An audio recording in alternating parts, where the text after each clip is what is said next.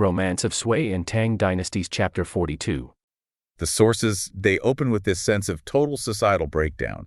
You get references to, displacement, suffering under forced labor, and warlords or bandits described as the tiger facing a corner. And the serpent blocking the road. Yeah, exactly. I mean, this is not a world ruled by law. It's a world ruled by reputation, by fear, and by personal influence. That context is everything, because when the state fails, the real drama, it unfolds in the shadows and in the homes of these powerful local figures. And our fugitive is Li Xuansui, who you'll also see in the official records as simply Li Mi. He's a wanted man. Oh, absolutely wanted. The term used is painted and described. So think wanted posters. He's on the run for his role in that failed uprising led by Yang Shuanggen. And he's racing toward what he hopes is sanctuary, the estate of his friend Shan Xiongxin in Xiongxin village. What I find so compelling right from the start is that Li Xuansui, he's already a veteran of evasion. Right. The sources drop this subtle but really key detail. Yeah, that he had already been captured once before and somehow got out of it.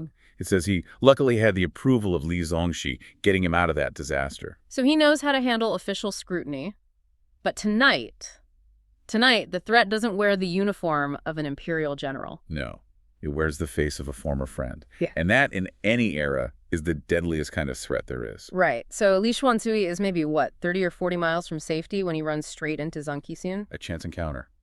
But the stakes just could not be higher. And this isn't a stranger. This was his colleague, a former effective captain under Yang Shuanggen. Now, Zhan is wearing a martial guard uniform, and he recognizes Liu Xuansui instantly. The recognition is instantaneous, but the reaction is deeply calculated. Zhangqixin immediately greets him, pretending to be surprised. Lord Lai, where are you going? And he tries to draw him into what seems like a totally innocent social situation. That famous detail, the 3 cups. The 3 cups. He tries to lure him to a nearby inn. It sounds so friendly. Hey, let's grab a drink for old time's sake. But Li Xuansui, who is, seasoned by experience and probably a healthy dose of paranoia at this point, he politely refuses. He keeps moving. How high was the risk of those 3 cups? Oh, lethal. Absolutely lethal. Zhangqixin wasn't offering hospitality. He was offering a trap. Of course. If Li Xuansui had stopped, had those drinks, his guard would have dropped. His flight would have ended right there.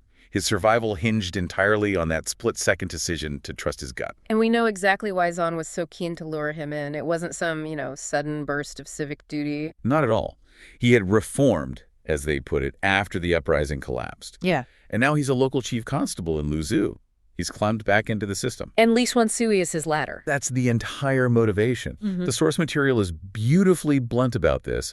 Zhangqixin sees Li Xuansui not as a person, but as his ticket. His ticket to what, exactly? Upward mobility. He explicitly views the capture as the first achievement for his advancement, and then there's the massive reward money. It's just pure, unadulterated opportunism. Okay, this is where I want to pause for a second, because tactically, this seems like a mistake from Zhangqixin. He has the element of surprise. He recognizes him. Why not just arrest him right then and there? It's a great question, and it's a classic tactical flaw that's driven by bureaucratic self-interest.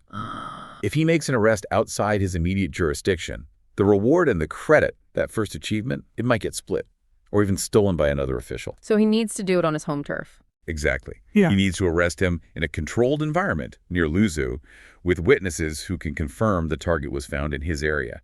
So he thinks the smarter play is to follow him. Wow. So he wasn't thinking about securing the prisoner. He was thinking about securing the paperwork and the bonus. Precisely.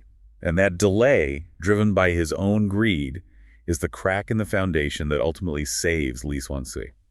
So instead of acting, he hires a local contact, this Wang friend, to secretly track Li Xuansui to the village. He thought he was building an unassailable case for himself, but really he was just buying time for his target to reach safety. So Li Xuansui, shaken by this overly enthusiastic former friend, he pushes his pace. He gets to Xiongxin village as dusk is settling. It's quiet. The gates are shut. And crucially, his intended host, Shan is not there. He's absent. Which must have been a gut punch. It must have been, but this absence is critical context for us because it immediately reveals the immense scope of Shan Jianxin's influence. He isn't just on vacation. No, he's actively weaving a network of anti-Sui power. We learn he's away in Ruoyang, delivering his daughter to Du Jiande, a major regional figure, and from there, he's going to Wagang to meet Zaide.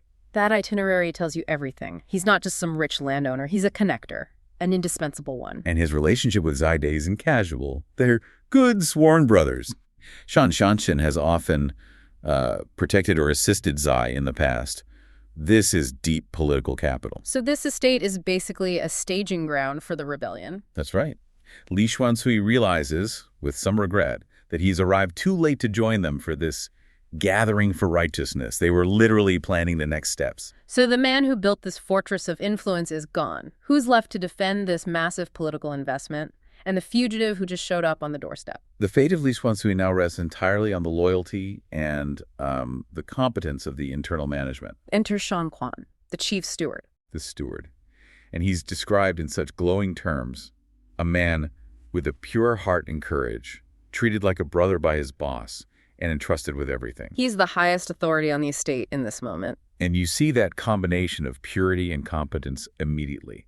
The instant Li Xuansui mentions meeting the overly enthusiastic Xiongxin. Alarm bells. Huge alarm bells go off for Shan. He doesn't need a detailed briefing.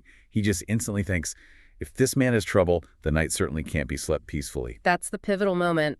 Suspicion transforms into action, and this is the organizational genius part of the story. He doesn't wait. He mobilizes silently and instantly, which is key. Step one is security and staging. While Li Xuansui is having his night meal, Shan moves him. To where? The back study, the Hao Shufeng. Is that just a safe room? Or is there more to it? It's more than a safe room, it's a message. The sources make a point of noting it's reserved for the owner's most intimate good friends. Ah, so by putting him there. By putting him there, Shan is communicating to everyone, staff, spies, whoever, that this man is not just a guest. He's a highly protected VIP, a member of the inner circle. It's a deterrent built into the architecture. That's fascinating. It preemptively establishes his status. An attack on him is an attack on Xiongxin personally. Precisely. And while Li Xuansui is secured, Shan moves to step two, mobilization. And he doesn't just call the household guards. No, he's smarter than that. He specifically asks for the key to the back gate and summons the strong laborers, the farmhands, the guys who work the fields and are likely the most physically imposing people on the entire estate. He's calling his heavy hitters. He's turning a household staff into a visible militia. All while Li Xuansui is just eating his meal, completely unaware of the precise danger. It's anticipatory defense. So when Shan returns to Li Xuansui, the whole defense is already staged. Right. He expresses his genuine worry, but the pieces are already in place. The tension must have been unbearable. They're sitting there whispering, knowing danger is coming, and then they hear it. The gatekeeper rushes in. Total manager. Someone is calling the door. The raid is here. And what does Shan do? He goes straight to the observation post, the smoke balcony. He assesses the threat instantly. 1 or 2 dozen people, 2 on horseback. This is a substantial force. And they're official. It's the inspector and the traders on Xiongxin. This isn't just bounty hunters. Exactly. This is official authority backed by local knowledge. If Shan handles this poorly, they are legally justified in taking Li Xuansui. So what's his tactic? Brilliant. He takes the offense. Phase 1, complete denial.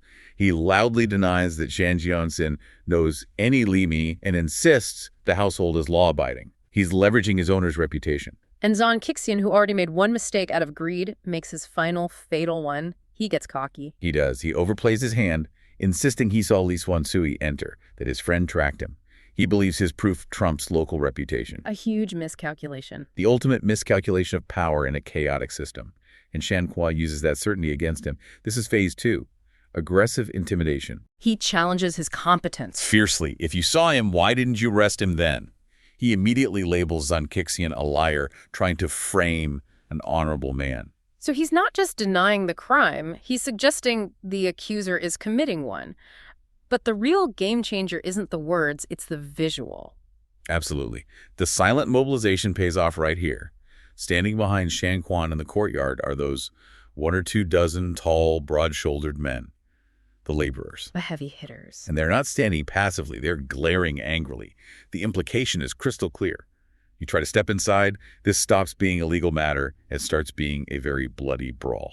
Official authority just met local force, and the official authority blinked first. You have to feel for the inspector here. Well, he's the law, but he's also a local official who has to survive in this territory long after tonight is over. And the sources give us the crucial detail that explains why he backs down so fast. Yes, the inspector knows Xiongxin is not to be trifled with. But more than that, Xiongxin regularly sends him favors and gifts. Oh, wow. So we're not just talking reputation. We're talking active protection money or relationship maintenance. The inspector is financially compromised by Xiongxin's goodwill.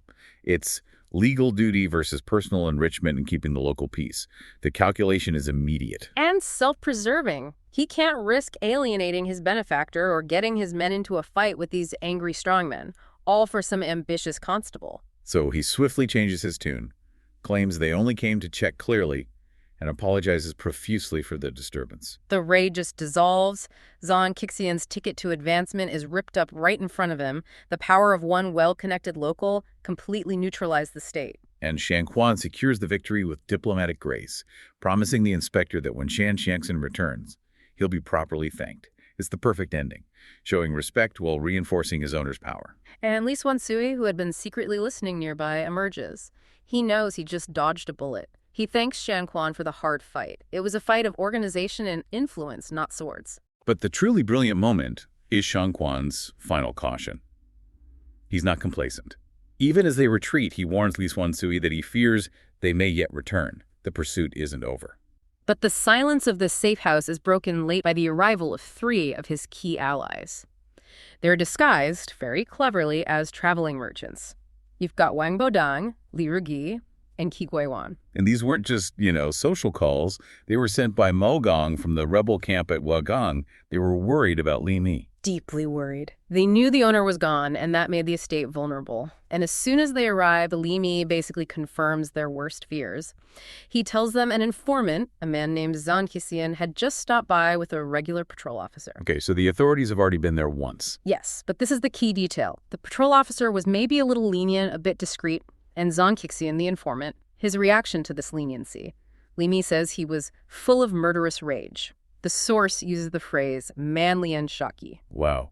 That one detail is everything, isn't it? It's everything. It means the local authorities might have let this slide, but the informant, driven by who knows what ambition, hatred, he was so furious that he was going to escalate this himself. Exactly. So they all knew that first patrol wasn't the attack. It was the warning shot. So the rebels, what's their first plan?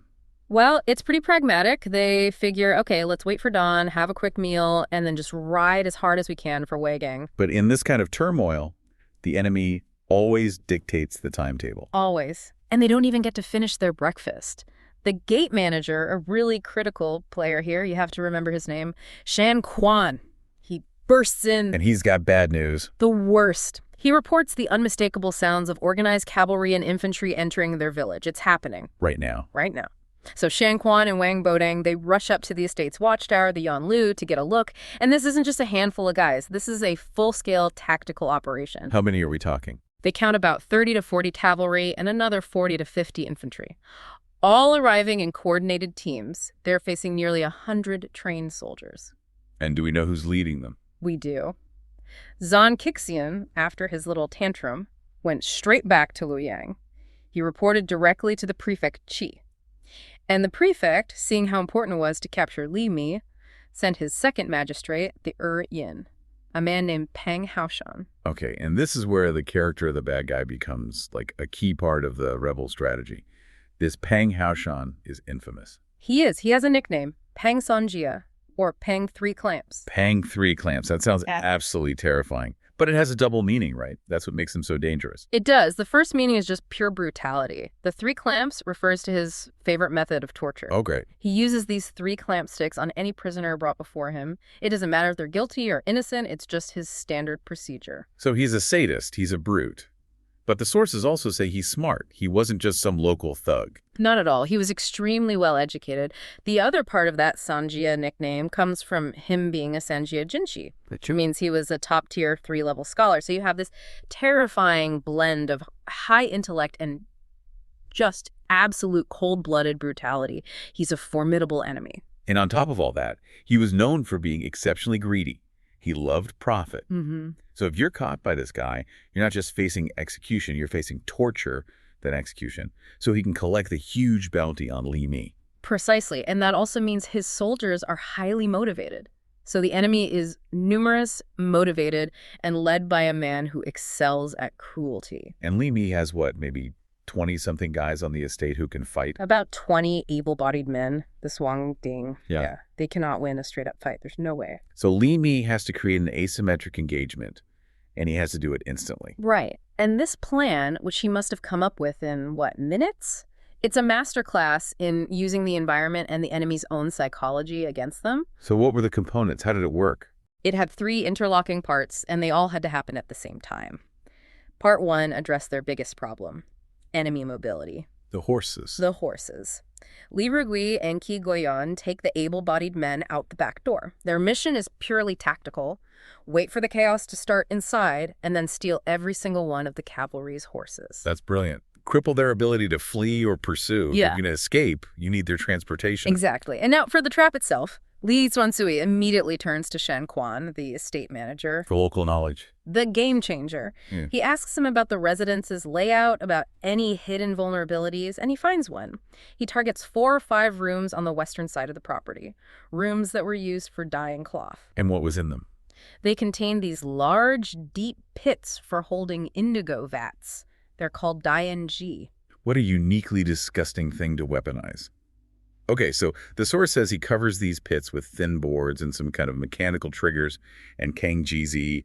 I mean, what level of engineering are we talking about here? Could they really build a complex trap that fast? Well, it really speaks to their ingenuity. We're probably not talking about, complex spring mechanisms or anything. It was more likely pre-cut, thin wood sheets laid over the vats, maybe braced just enough to look stable, and then a simple trigger, maybe a rope or a lever, to knock out a key support beam once the floor was crowded with soldiers. The goal wasn't sophistication. It was rapid structural failure under mass. Precisely. So the trap is built.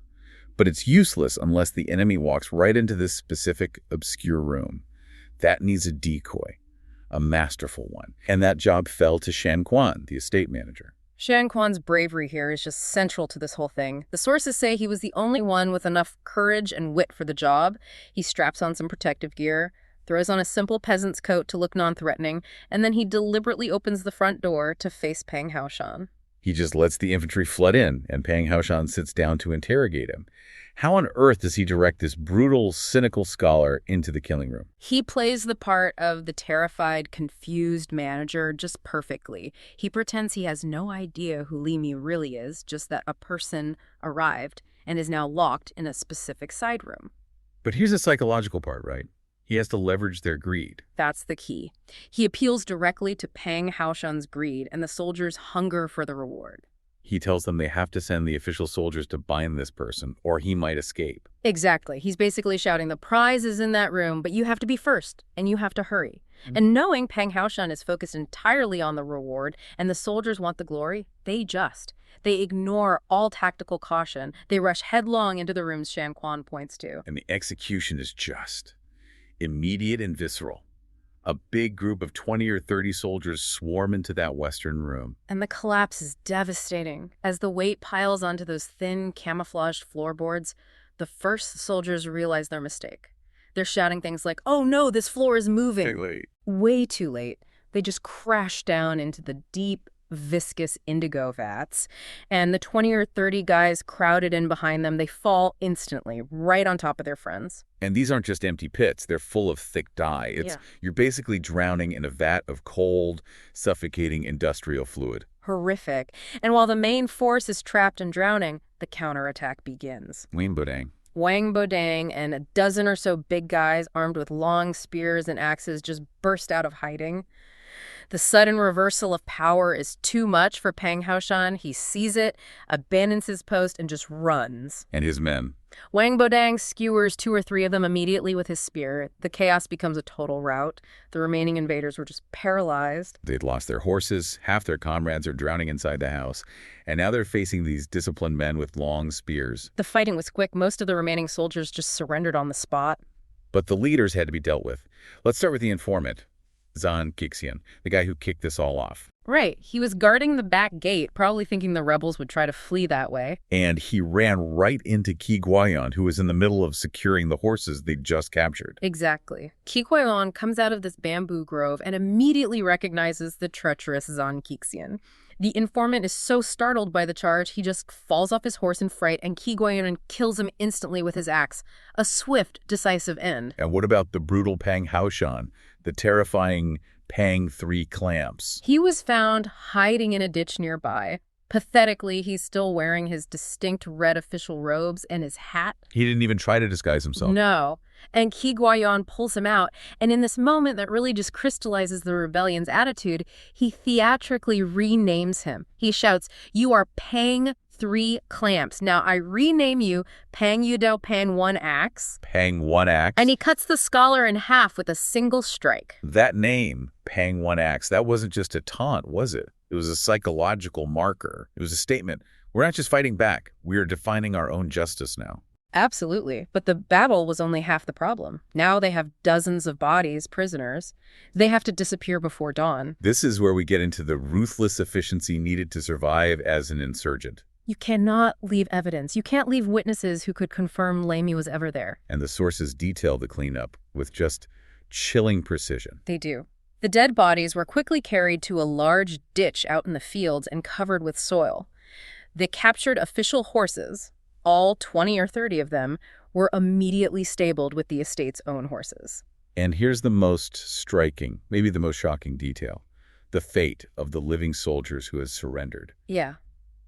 They couldn't be released, they couldn't be trusted, so they were tied up tightly, the source says, like Xuansi, like rice dumplings. And then they were also thrown into the indigo vats, the Siavadaidian Qi. that is just a staggering level of cold-blooded necessity. They're choosing complete security, complete secrecy over any kind of moral question about killing surrendered men. They couldn't afford it. They couldn't leave a single person alive to report what happened. It was non-negotiable.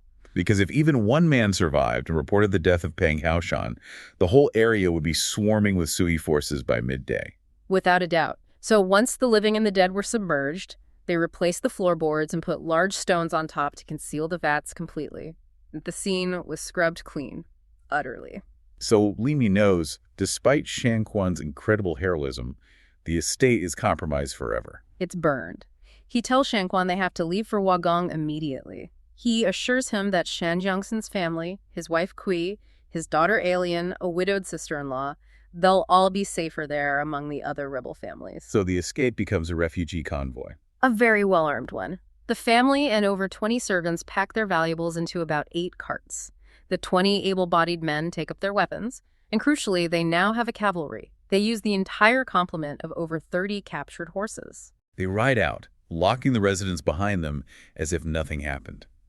Limi, Wang Bodang, and Qi Guoyuan lead from the front, securing the path. Shan Quan and Li Rugi guard the rear. They're refugees, yes, but they're highly mobile and heavily armed, and they're heading right for the heart of the rebellion at Wagang. The sources end this whole incident with a really pragmatic, almost cynical proverb about the alliances you have to make in times like these. Yeah, it says, although knowing they're not ideal companions, they must accompany them when the situation is urgent. In other words, in a crisis, you take the allies you can get. Survival demands flexibility. We're following Xiongxin as he tries to leave one warlord, Du Jiande, to go join his old friends at Wagang. And this isn't just, changing jobs. This is a massive political shift. A huge one. He's leaving Du Jian's camp near Raiyang. We have to remember, Jiande is not some minor player. No, not at all. I mean, he's basically running a small state. He's got 7 or 8 counties under his control, over 100,000 troops. 100,000, wow. And huge popular support. So Xiongxin is walking away from stability from a winning team. That's the big question, isn't it? Why leave a successful, thriving operation? He was pretty much saying goodbye to a guaranteed future. He was. And he gave 3 main reasons, and they tell you everything you need to know about the guy. Oh, okay. First, it was just pure loyalty to his origins, to the founder of the Wagang Alliance, Sarang. His old friend. His old friend. Second, building on that, he said Wagang was full of his heartfelt brothers. It was his chosen family, His crew. His crew, exactly.